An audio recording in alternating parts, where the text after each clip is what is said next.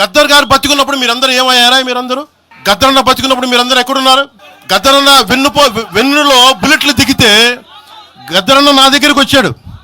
ఒకటి అడిగాడు ఆఫీస్కి వచ్చి, మన జర్నలిస్ట్ కాలనీలో ఉండే జనసేన ఆఫీస్కి వచ్చి, అరే తమ్మి నాకు బుల్లెట్లు దిగినీరా, నాకు వెనకాల నన్ను స్వేచ్ఛగా రే అని పిలుచుకునే అంత చనువు మా ఇద్దరి మధ్య, నాకు బుల్లెట్లు దిగినీరా ఈ వెన్నులో, నడవాలంటే ఇబ్బందిగా ఉందిరా, నాకు కారులో పోవాలంటే ఆటోలో తిరగలేకపోతున్నా, ఒక అండంగా అడుగుతున్నా, హక్కుగా అడుగుతున్నా, బండి కొనివరా అంటే ఆయన ఒక 24 గంటలు 3 రోజుల్లోనో 2 రోజుల్లోనో బండి కొనిచ్చాను నేను ఆయనకి.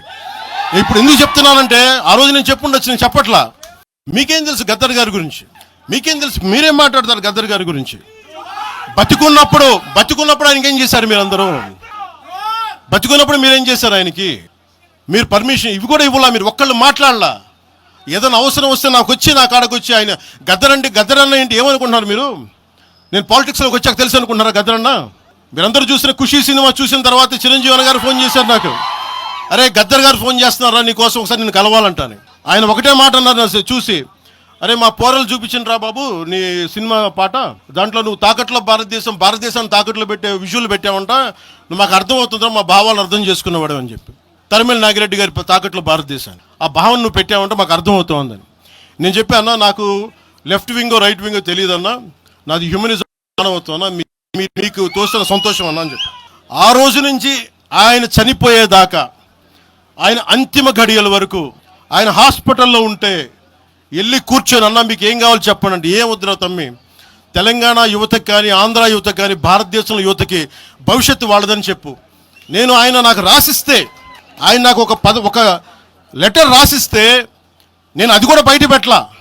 ఆయనే ఒక ఆడియో ఫైల్ చేసి, నేను దాన్ని కూడా కూర్చొని చెప్పలా, ఆడియో ఫైల్ చేసి ఆయన ఒక చిన్న ఛానల్కి రిలీజ్ చేసి అది బయటకు వచ్చింది. మీరు కూర్చోబెట్టి తెలంగాణ గురించి అని మాట్లాడతారు. నేను నిజంగా ఎంత కమిట్మెంట్ లేకపోతే కొండగొట్టు ఆంజనేయుడికి నేను 30 కోట్లు టీటీడీ నుంచి చెప్పిస్తాం. మేము ₹1 కోటి ఎందుకు మా కూర్చోబెట్టి తెలంగాణ ప్రభుత్వానికి ఇస్తాం? ఆపదలో ఉన్నప్పుడు, విపత్తుల్లో ఉన్నప్పుడు మీరు మాట్లాడి.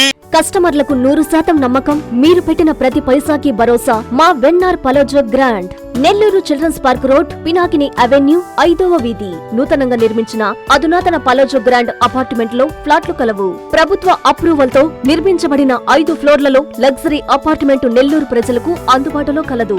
నేషనల్ హైవేకి అతి సమీపంలోని వెన్నార్ పలోజో గ్రాండ్ లొకేషన్ నుంచి కేవలం 100-200 మీటర్ల పరిధిలో కార్పొరేట్ హాస్పిటల్స్, ఇంటర్నేషనల్ స్కూల్స్, కాలేజీలు, సూపర్ మార్కెట్లతో పాటు 1/2 కిలోమీటర్ దూరంలో రైల్వే స్టేషన్, బస్టాండ్లు, సినిమా థియేటర్లు, మాల్స్ అందుబాటులో.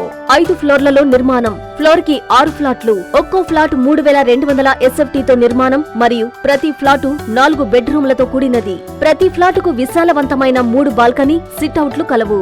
ఈ అపార్ట్మెంట్ నిర్మాణానికి ఉపయోగించిన మెటీరియల్ ప్రతిదీ నాణ్యతతో పాటు బ్రాండెడ్ తో కూడినది. అత్యాధునిక వసతులతో కూడిన నిర్మాణం వెన్నార్ పలోజో గ్రాండ్ ప్రత్యేకత. Car parking, children's play area, lobby, apartment చుట్టూ ఎటు చూసినా 20 అడుగుల సెట్ బ్యాక్స్ తో పాటు 2 వైపులా ఎంట్రన్స్ తో 24 గంటల సెక్యూరిటీతో అత్యంత విలాసవంతంగా గేటెడ్ కమ్యూనిటీ స్థాయిలో నిర్మించిన అపార్ట్మెంట్ ఇది. Ready to occupy. పూర్తి వివరాలకు సంప్రదించండి. Phone number 9963337753.